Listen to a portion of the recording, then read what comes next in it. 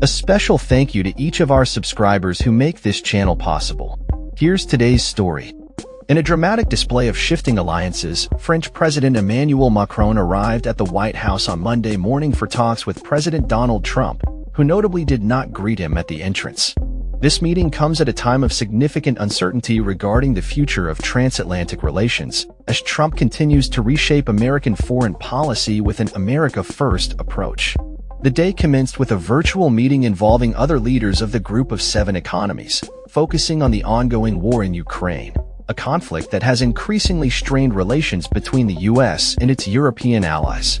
Macron's solitary entrance into the White House symbolizes the growing rift as he seeks to address the challenges posed by Trump's administration. The Gateway pundit reported that Macron had called for an emergency summit in Paris the day prior, following unexpected visits from Trump's officials that unsettled European leaders.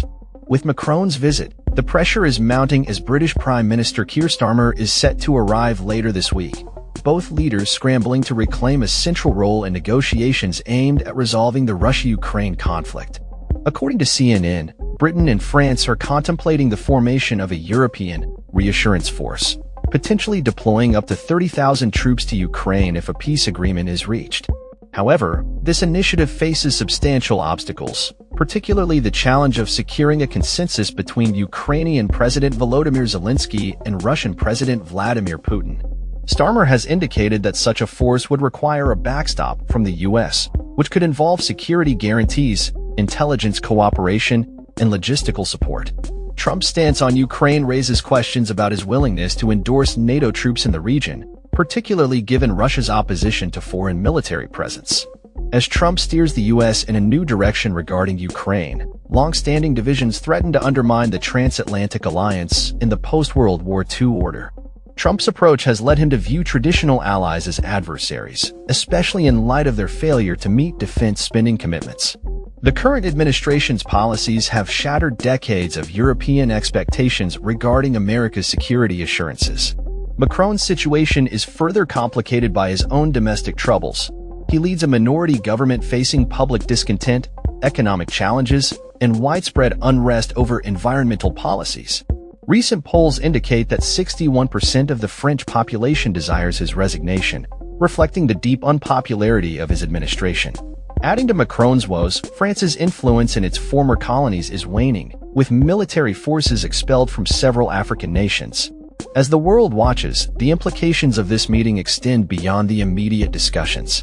Trump's demands for territorial concessions and resources, including Greenland and rare earth minerals from Ukraine, signal a dramatic departure from conventional diplomatic practices. Veteran diplomats and analysts express concern over the potential erosion of 80 years of established U.S. foreign policy aimed at countering aggressors. Ian Kelly, a former U.S. ambassador, lamented the apparent abandonment of principles that have underpinned international relations since World War II. The consequences of Trump's approach may not only destabilize European security, but also redefine the role of the United States on the global stage. As the leaders engage in discussions, the outcome remains uncertain. The world awaits to see whether Trump will prioritize a collaborative approach or continue to pursue unilateral actions that could alienate allies and reshape international dynamics. The stakes are high, and the future of transatlantic relations hangs in the balance as Macron and Trump navigate this complex geopolitical landscape.